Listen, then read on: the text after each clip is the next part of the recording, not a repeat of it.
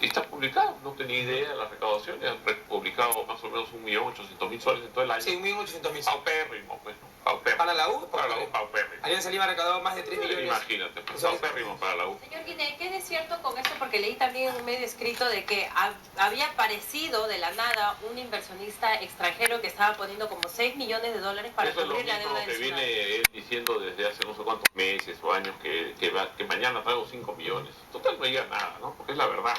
Lo único que sí te puedo decir es que nosotros, en el poco tiempo que hemos estado trabajando, sí, las cosas las tenemos más o menos en orden, ¿no? Ahora, ¿cómo van a hacer para pagarle a los jugadores, a los trabajadores y sanear esta economía de Universitario de Deportes en el corto? Porque, a ver, para sanearlo en absoluto se tiene que hacer a largo plazo. Pero en el corto plazo, para pagarlo del año, lo que se tiene, la deuda de los jugadores, ¿cómo se va a hacer? Hay básicamente 3 deudas.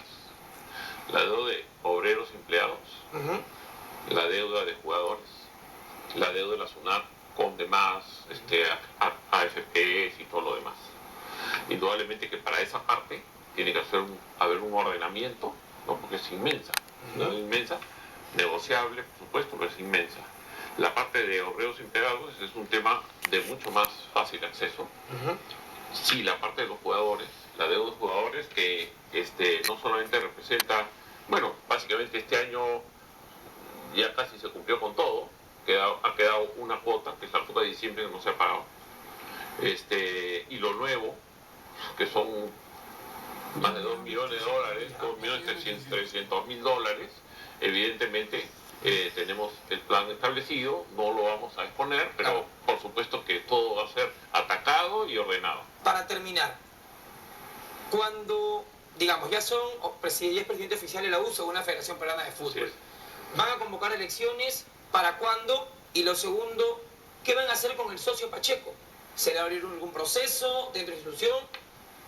Eso, indudablemente, que vamos a hacer la auditoría que se tiene que hacer. Que se ha sido solicitada, la asamblea es el 31 de marzo. Bien, carajo.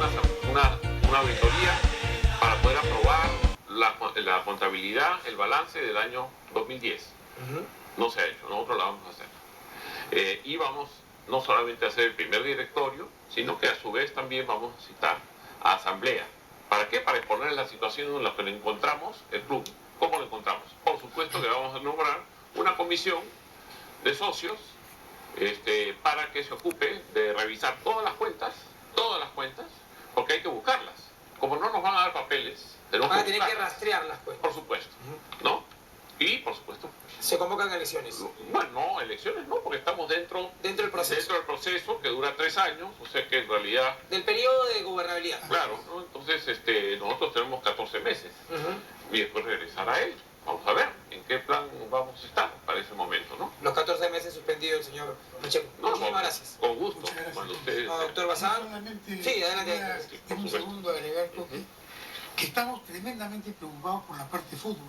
Todos los equipos se armaron, jugadores vienen de aquí y allá y nosotros no tenemos nada. Y lo que es más grave, ha estado negociando con la Nación una persona nombrada a dedo por Pacheco, relacionada a gestiones muy mal queridas en Universitario en el pasado. Y si tenemos eso, ya que afrontar el equipo dentro de un presupuesto real, no un inflado que no se pueda cumplir, con esa gran cantidad de jóvenes y con refuerzos de experiencia que los tenemos. Porque todos sabemos, tú eres un hombre de fútbol, que sabe muchísimo, Coqui, que los partidos los ganan los jóvenes, pero los campeonatos los ganan los hombres. Y eso es lo que tenemos que armar. Les agradecemos muchísimo, doctor Bazán, señor Guinea, les agradecemos muchísimo. Y por supuesto, acá, para el día de mañana, más adelante, si el grupo, el señor Pacheco, quiere hacer su descargo, aquí tienen la ventana abierta porque nosotros hacemos periodismo de verdad y escuchamos a las dos partes. Nos vamos a la pausa y venimos con más, aquí, en TV Perú Deportes.